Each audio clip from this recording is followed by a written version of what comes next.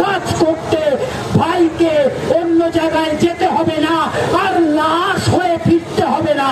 ওই শপথ নিচ্ছি, ওই ভাই মরা ভাইয়ের লাশ ছুঁয়ে এই বাংলার মাটিতে প্রত্যেকটি কাজের মালিক যতদিন পর্যন্ত বাঙালি না হবে ততদিন পর্যন্ত এই লড়াই চলবে। এই ফুটপাতের দখল বাঙালির জন্য নিশ্চিত করতে হবে, এই রাজপথের দখল বাঙালির জন্য নিশ্চিত করতে হবে। আমরা শুধু রাতের বেলা রাজপথ দখল করতে চাই না, আমরা 24 ঘন্টা দখল করতে চাই। আমরা শুধু রাজপথ দখল করতে চাই না, আমরা ফুটপাত দখল করতে চাই। আমরা শুধু রাজপথ দখল করতে চাই না, আমরা বাজারগুলো দখল করতে চাই। আমরা শুধু রাজপথ দখলে থেমে থাকবো না, আমরা কাজগুলো দখল করতে চাই, যে কাজগুলো যুগ যুগ ধরে আমাদেরকে কাজ থেকে কেড়ে নেওয়া হয়েছে।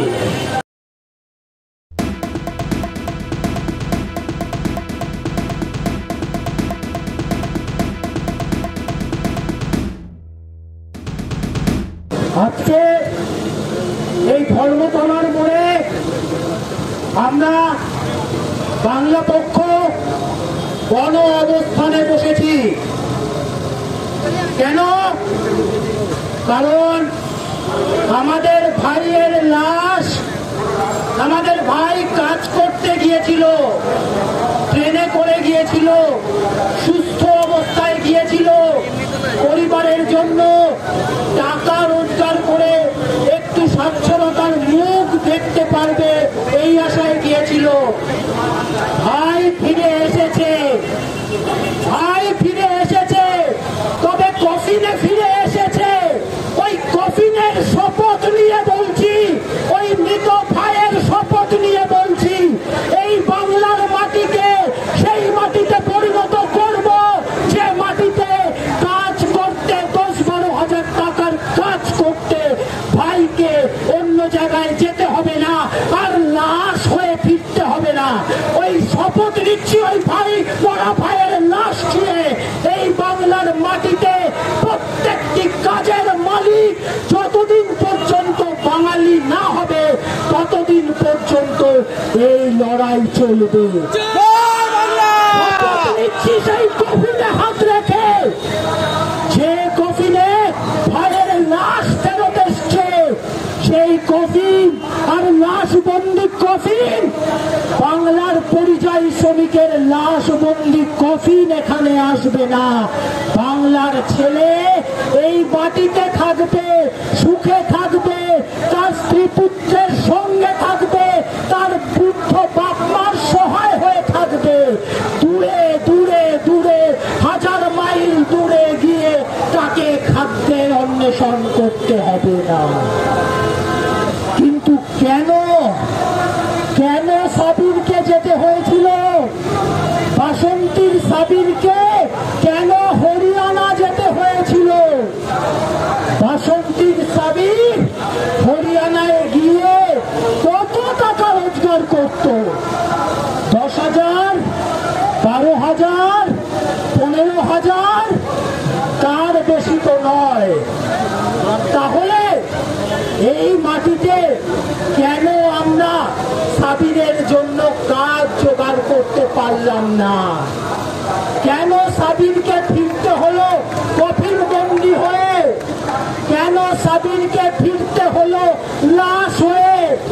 কেন সাবিরের বাপ মাকে, যে সুস্থ ছেলেকে তারা কাজের জন্য পাঠিয়েছেন, তার লাশের সামনে দ্বিতীয় দেখাটা করতে হলো? কেন কেন কেন? এর উত্তর আছে এই ধর্মতলায়, এর উত্তর আছে এই কলকাতায়, এর উত্তর আছে এই রাজপথে, এর উত্তর আছে এই ফুটপাথে। এই যে ফুটপাথ, এই যে রাজপথ, এই যে পাইকারি বাজার, বড় বাজার, সেখানে সাবিরদের আসলে জায়গা হয় না। কাদের জায়গা হয়? ওই বড় বাজারে যখন মাল লোডিং হয়, কারা লোড করে? বাসন্তীর সাবির লোড করে না, হাওড়ার সাবিররা লোড করে না, কিংবা দক্ষিণ চব্বিশ পরগনা, উত্তর চব্বিশ পরগনা, হাওড়া, হুগলি, মুর্শিদাবাদের শ্রমিকরা লুট করে না কেন? কেউ বলবেন বাঙালি তো অত খাটতে পারে না। আমি প্রশ্ন করতে চাই, এই যে লোড হওয়া লরিগুলো যখন মুর্শিদাবাদে যায়, এই যে লোড হওয়া লরিগুলো যখন হাওড়ায় যায়, হুগলিতে যায়, নদিয়ায় যায়, মালগুলো আনলোডিং কে করে? বাঙালি শ্রমিকই করে। কারণ ওই বড় বাজারে লোডিং করলে বেশি পয়সা পাওয়া যায়, তাই ওখানে নেই বাঙালি। বাংলায় কাজ আছে, আর কাজ আছে বলুন। অন্যান্য রাজ্য থেকে এখানে মানুষ কাজ করতে আসে, আমরা দরজা খুলে রেখে দিয়েছি, কিন্তু আমাদের খোলা দরজা দিয়ে সাবিরের লাশটাও ঢোকে, এটাও আমাদের মনে রাখতে হবে। তাই এই রাজ্যের সরকার, রাজ্যের বিরোধী দল সকলকে এই রাজ্যের প্রতিটি মানুষকে বুঝতে হবে, সেই ব্যবস্থা করতে হবে যাতে সাবির মল্লিকদের বাইরে কাজ করতে যেতে না হয়। তার জন্য এই ফুটপাতের দখল বাঙালির জন্য নিশ্চিত করতে হবে, এই রাজপথের দখল বাঙালির জন্য নিশ্চিত করতে হবে। আমরা শুধু রাতের বেলা রাজপথ দখল করতে চাই না, আমরা 24 ঘন্টা দখল করতে চাই। আমরা শুধু রাজপথ দখল করতে চাই না, আমরা ফুটপাত দখল করতে চাই। আমরা শুধু রাজপথ দখল করতে চাই না, আমরা বাজারগুলো দখল করতে চাই। আমরা শুধু রাজপথ দখলে থেমে থাকবো না, আমরা কাজগুলো দখল করতে চাই, যে কাজগুলো যুগ যুগ ধরে আমাদেরকে কাজ থেকে কেড়ে নেওয়া হয়েছে। আপনারা দেখছেন আওয়াজ, রোজকারের হক কথা। ফর মোর আপডেটস অ্যাবাউট আওয়াজ, please subscribe our YouTube channel.